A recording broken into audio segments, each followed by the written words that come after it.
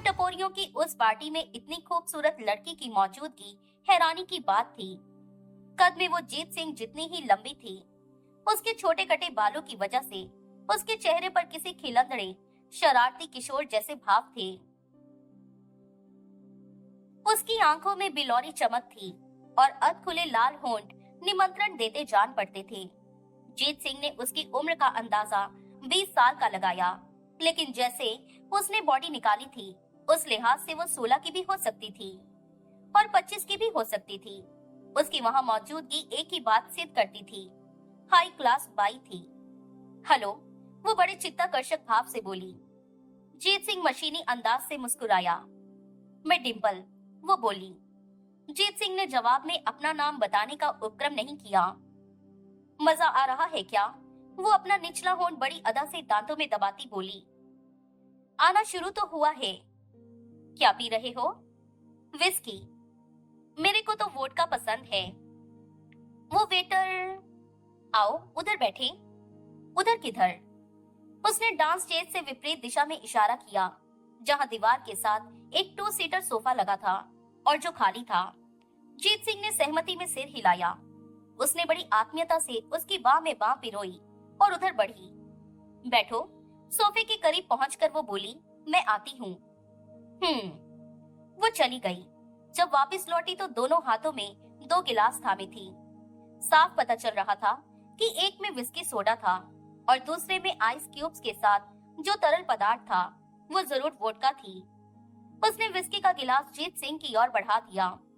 जीत सिंह ने तनिक हड़बड़ाए भाव से हाथ का गिलास खाली करके सोफे के बाजू में पड़ी तिपाई पर रखा और नया जाम थाम लिया।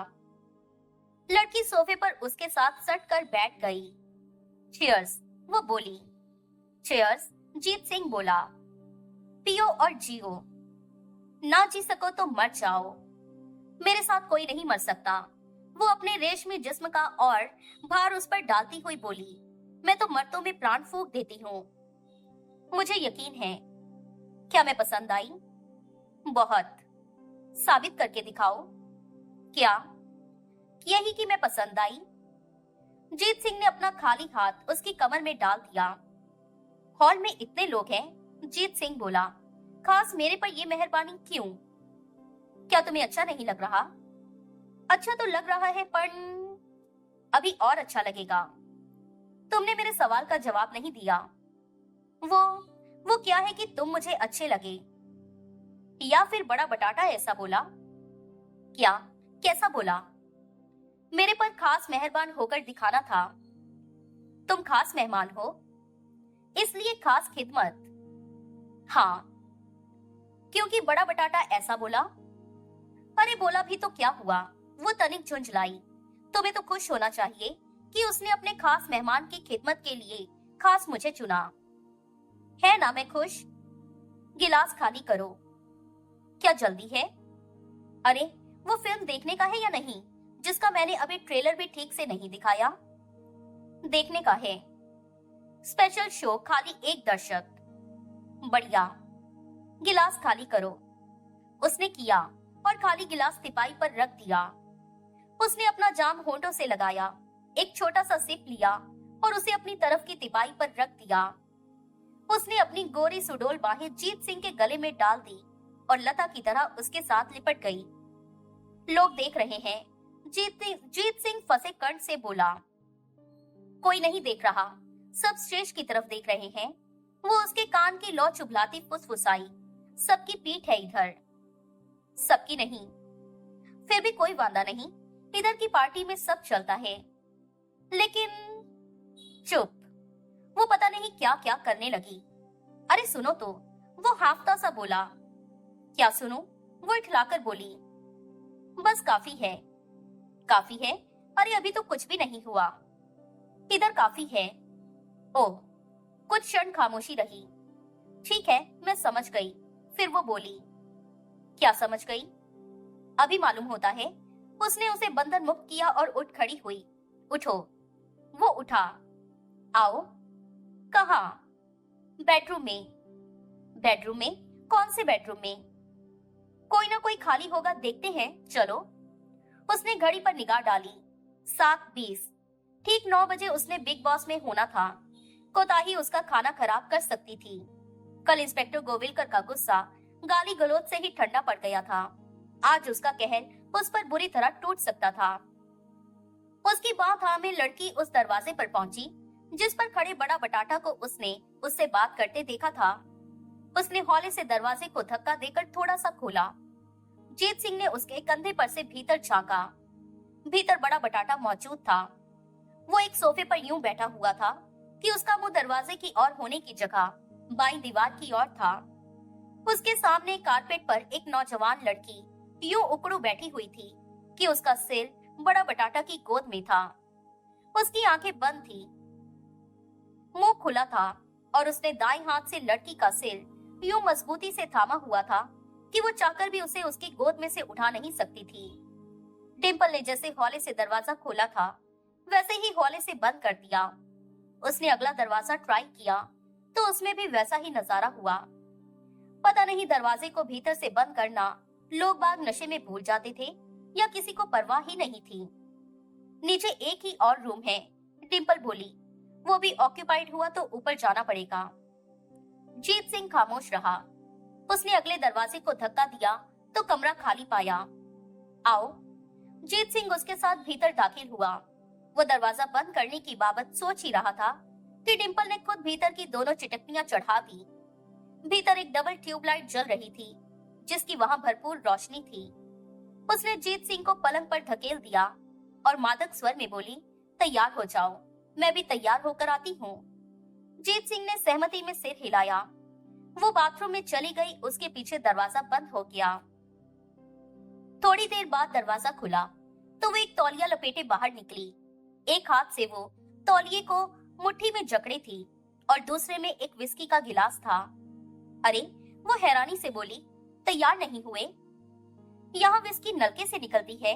जीत सिंह ने पूछा। अरे नहीं भाई, बाथरूम में कैबिनेट है जिसमें बोतल थी। ओह, वो करीब आई। उसने गिलास जीत सिंह की तरफ बढ़ाया।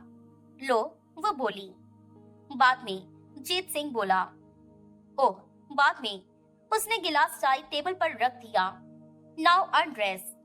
क्या? ऐसा? उसने तौलिया छोड़ दिया। ऐसा बनकर दिखाओ।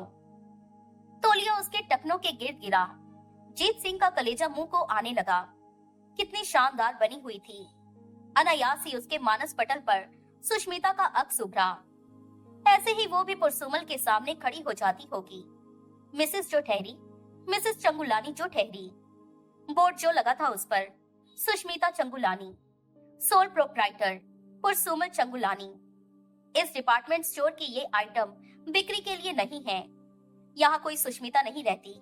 ये मिसेस चंगुलानी का घर है। मिसेस चंगुलानी इसलिए मिसेस थी क्योंकि सिर्फ एक ग्राहक के लिए धंधा करती थी।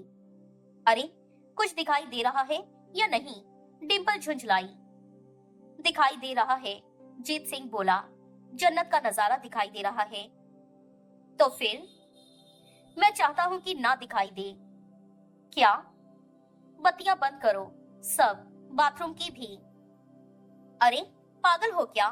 लोग मेरी एक झलक पाने को तरसते हैं और तुम हो कि... मैं बड़ा बटाटा को बोलेंगा। क्या बोलेंगा? कंप्लेंट करेगा। क्या कंप्लेंट करेगा? सर्विस ठीक नहीं है। अरे, अभी सर्विस हुई किधर है? मन माफिक नहीं, हुज्जत बहुत है। कमाल का आदमी है। उसने तमाम बत्तियां बंद की। उस दौरान जीत सिंह ने जी भर के उसके जिस्म का नजारा किया। कमरे में अंधेरा छा गया। जीत सिंह उठ खड़ा हुआ। वो पलंग के करीब पहुंची तो वो उस पर बाज की तरफ झपटा। जी भर के नोच खसोट कर चुकने के बाद वो उसके ऊपर से उठा। ऐसे ही पड़ी रहने का है, उसने आदेश दिया। वो पलंग पर से उतरा। अंधेरे में ही उसने खामोशी से कपड़े पहने, फिर बाथरूम में जाकर टाई ठीक की और बालों में कंघी फिराई। वहां से निकलकर उसने कमरे की लाइट ऑन की। डिम्पल की उस पर निगाह पड़ी तो वो उठकर बैठ गई। उसके घुटने मुड़कर उसकी ठोड़ी से जुड़ गए। अरे, उसके मुंह से निकला, क्या हुआ? क्या हुआ? जीत सिंह निर्विकार भाव से बोला। You are dressed up. तो एक ही बार में बोर हो गए मेरे से? तृप्त हो गया। एक ही बार में तृप्त हो गया। फिर भी जल्दी क्या है? इधर तो तुम्हारे लिए लंबा प्रोग्राम चॉक्ड अप है। लंबा प्रोग्राम? जैसे हनीमूनिंग कपल्स का होता है? क्या बोला? नई शादी बनाए जोड़ों का होता है। मैं शादी किधर बनाया? हनीमून किया, अभी और करेगा मैन। देखना 15 डेज कैसे गुजरता है। 15 डेज, 15 दिन। ज्यादा भी हो सकता है। तुम्हारे साथ? हाँ, यहाँ। अरे इधर से तो और 1 या 2 घंटे में निकल लेंगे। एक बीच रिजॉर्ट पर हमारा 15 डेज का बुकिंग है। कमाल है। जिंदगी का ऐसा मजा आएगा जैसे ना पहले कभी आया होगा ना आगे कभी आएगा। बढ़िया, पर मेरे को नहीं जाने का है। क्यों? ज्यादा मीठा कड़वा लगने लगता है। कैसी बातें करते हो? कैसी बातें करता हूँ? तुम समझते नहीं हो। क्या नहीं समझता? जाना जरूरी? किस लिए? तुम्हारे लिए और किसके लिए? मेरे को तो खाली कंपनी देने का है। कैसी कंपनी देने का है अभी देखा। कौन बोला ऐसा? बड़ा बटाटा? उसने हिचकिचाते हुए सहमति में सिर हिलाया। मुंह से बोल, क्या बोला? बोला तुम्हें फुल ऐश कराने का था। अब मैं तुम्हें पसंद ही नहीं आई तो किसी का भेजा ही खाली होगा जो बोलेगा कि तू उसे पसंद नहीं। तो फिर मेरे को किधर और हाजिरी भरने का है? किसी और लड़की के पास? नहीं। फिर क्या है? मत जाओ। नहीं हो सकता। क्यों नहीं हो सकता? नहीं जाऊंगा तो जिंदगी की डोर टूट जाएगी। क्या? खत्म खल्लास। भालेकर तो ऐसा कुछ नहीं बोला। उसे मालूम होता तो जरूर बोलता। अभी जाता है। मैं भालेकर को क्या बोलूंगी? उसे मेरा शुक्रिया बोलना। बोलना मेरे को दावत बहुत पसंद। तृप्त हो गया मैं। वो भड़केगा। क्या वांदा है? जो मेरे साथ किया उसके साथ करना ठंडा पड़ जाएगा। तुम समझते नहीं हो। वो प्लीज रुक जाओ।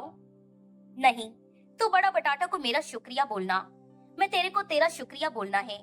बहुत याद आएगा तू मेरे को। अभी जाता है। उसने दरवाजा खोला और वहां से बाहर निकल गया। डिम्पल उस कमरे के दरवाजे पर पहुंची जिसमें उसने भालेकर को बैठा देखा था। उसने झिझकते हुए हौले से दरवाजा खोलकर भीतर झांका। ये देखकर उसने राहत महसूस की कि भीतर भालेकर के सिवाय कोई नहीं था। वो उसी सोफे पर बैठा हुआ था और लगता था कि बैठा बैठा सो गया था। वो उसके करीब पहुंची। मिस्टर भालेकर? कोई जवाब नहीं। उसने हौले से उसका कंधा हिलाया और फिर नाम लेकर पुकारा। भालेकर ने आंखें खोली, सिर उठाकर आगंतुक की तरफ देखा। उसके चेहरे पर सख्त पकाहट के भाव आए। यहाँ क्या कर रही है? फिर वो कर्कश स्वर में बोला। वो डिम्पल तनिक भयभीत भाव से बोली, चला गया। चला गया? कहाँ चला गया? इधर से चला गया। तेरा मतलब है पक्का ही चला गया? हाँ। तूने जाने दिया उसे? मैंने बहुत रोका, ऑनेस्ट बहुत रोका, पर वो नहीं रुका। अरे क्यों? बोला किधर और जाने का था। तो भी रोका होता। तू तो कहती थी तेरे साथ जो होता था वो दीन दुनिया को भूल जाता था। वो क्या है कि अभी क्या टाइम है? 8 बजे को है। 1 घंटा भी नहीं रोक के रख सकी? वो की बच्ची बोलती थी उसे पता भी नहीं चलेगा कि कब 15 दिन गुजर गए और बीच रिजॉर्ट पर और रुकने को तड़पेगा। वो आदमी ही अजीब था। अजीब बातें करता था, अजीब हरकतें करता था। वन गो ही में ही मेरी हड्डी पसली एक कर दी उसने। इसलिए तूने उसे जाने दिया? बाय गॉड नहीं, मैंने पूरी कोशिश की थी उसे रोकने की। पूरी कोशिश की होती तो चला कैसे गया होता? अब क्या मैं उसे बांध के रखती? क्या वांदा था? तेरे जैसी औरतों को, मर्द लोगों को कहीं रस्सी से बांध कर रखना पड़ता है। मैंने हर कोशिश कर देखी थी, लेकिन वो तो दफा हो जा। मेरा रोकड़ा? कैसा रोकड़ा? काम तो हुआ नहीं। लेकिन पीछे भालेकर कितनी ही देर खामोश बैठा सोचता रहा। फिर उसने करीब पड़ा फोन उठाया और उस पर एक नंबर डायल किया। लाइन लगी तो वो संभल कर बैठ गया और माउथ पीस में बोला, बड़ा जाधव साहब, भालेकर बोलता है। क्या मांगता है? छगन जाधव की आवाज आई। आपसे मिलना मांगता है। किस बाबत? बोनी बाबत, बाबा की बाबत। अभी क्या बाकी है उस बाबत मिलने को? अब तो सब फिट हो गया लगता है। क्या बोला? बोला लगता है सब फिट हो गया। क्या मतलब? ऐसे मामलों में लिपापोती कभी एकदम परफेक्ट नहीं होती बाप। कहीं ना कोई झोल रह जाता है। अभी ऐसा है क्या? लगता है, तभी तो मिलना मांगता है। अभी मुमकिन नहीं। अभी मुझे कहीं बहुत जरूरी काम से जाने का है। कब खाली होएगा? 2 घंटे बाद। 11 बजे नेताजी के पास पहुंचना, उधर मुलाकात होगी। बात क्या है? कोई हिंट तो दे। एक रिपोर्टर पीछा नहीं छोड़ रहा वारदात का। एक गवाह सेट नहीं हो सका जो कि पुलिस की कहानी की पोल खोल सकता है और उनके चश्मदीद गवाह को झूठा साबित कर सकता है। खल्लास कर दोनों को। बाप, हर बात का हल खल्लास ही नहीं होता। ऐसे तो आधी मुंबई खत्म हो जाएगी। होता भी है तो टाइम लगता है ऐसे कामों में। फिर तो काहे का ट्रबल शूटर है? मैं करेंगा अपना काम, जैसे हमेशा करता है करेंगा। जैसे हमेशा पास होके दिखाता है दिखाएगा। पर टाइम लगेगा। तब तक एक काम अभी जरूरी। क्या? कुछ टाइम के लिए बोनी बाबा को मुंबई से बाहर किधर भेजो। उसका नाक टूटेला है। पूछने पर बोलना नाक जुड़ने तक रेस्ट करने गया। किधर जाए? किधर भी जाए, थोड़ा टाइम इधर से जाए ताकि वो किसी को कुछ उल्टा सीधा ना बोल दे, ताकि कोई उससे कुछ कहलवा ना ले। मैं दादर पहुंचेगा, उधर बात करेंगे। पर ये जरूरी। हाँ हाँ जरूरी। कट कर। भालेकर ने लाइन काटी और एक नया नंबर डायल किया। डॉक्टर को दे। जवाब मिलने पर वो बोला। तत्काल डॉक्टर मेहता लाइन पर आया। अरे डॉक्टर, भालेकर बोला। मैं भालेकर। कैसी है छोकरी? ठीक है, जवाब मिला। अरे किस हालत में है? सोती है। उसको जगाने का है और बात करने लायक बनाने का है। मेरे से उससे बात करना मांगता है। क्या कोई नया लफड़ा? अभी हुआ नहीं है, पर हो सकता है। इस वास्ते छोकरी को जरा फास्ट गियर पर लगाना पड़ेगा। अभी भेजे में आया कुछ? आया। 1 घंटे में आता है। Yacht club Apollo pier road पर थी, जहाँ की 8 बजे के बाद झालानी पहुंचा। उसने मोटरसाइकिल को पार्किंग में खड़ा किया और क्लब में कदम रखा। शेखर नवलानी उसे बार वाले हॉल में अकेला बैठा दिखाई दिया। झालानी उसके पास पहुंचा। नवलानी ने उठकर बहुत गर्म जोशी से उससे हाथ मिलाया और फिर दोनों आमने सामने बैठ गए। कोई उनको ऐसे गर्म जोशी से मिलता देखता तो उसे मुगालता लगता कि उस गर्म जोशी की वजह दोस्ती नहीं थी, ये थी कि वो जात भाई थे। लेकिन वो बात गलत थी। झालानी राजस्थानी था, जबकि नवलानी सिंधी था। कैसा चल रहा है? नवलानी बोला। अरे ब्रदर, झालानी बोला, नौकरी में कैसा चलना है? तुम धंधे वाले हो, तुम बताओ कैसे चल रहा है? ठीक चल रहा है, कोई शिकायत नहीं। और क्या चाहिए? कैसे याद किया? तुम्हें जल्दी है कहीं जाने की? नहीं तो, नौकरी से फारिग होकर आया हूँ। क्यों पूछा? इसलिए कि जल्दी हो तो जल्दी बात करें, वरना आराम से बात करें। कोई जल्दी नहीं। तो पहले ड्रिंक्स मंगाएं। वाह, नेकी और पूछ पूछ। नवलानी ने ड्रिंक्स का ऑर्डर दिया। ऑर्डर सर्व होने के इंतजार में दोनों ने सिगरेट सुलगा लिए। ऑर्डर सर्व हुआ तो दोनों ने चीयर्स बोला। पंकज, फिर नवलानी संजीदगी से बोला, मैं तेरे से ग्रांट रोड वाले केस की बाबत बात करना चाहता हूँ यार। क्यों? क्योंकि मैंने तकदीर की बेतहाशा मार खाई एक शख्स की मदद करने का वादा किया है। क्या ऐसा कोई शख्स तुम्हारा क्लाइंट है? यही समझ लो, लेकिन उससे कोई फीस चार्ज नहीं की है। क्या बाद में करोगे? नहीं। क्या गरीब आदमी है, फीस नहीं भर सकता? मुंह मांगी फीस भर सकता है, एडवांस में भरने को तैयार था। तुमने ले ली? नहीं। यकीन नहीं आता, ये तो घोड़े की घास से यारी वाली बात हुई।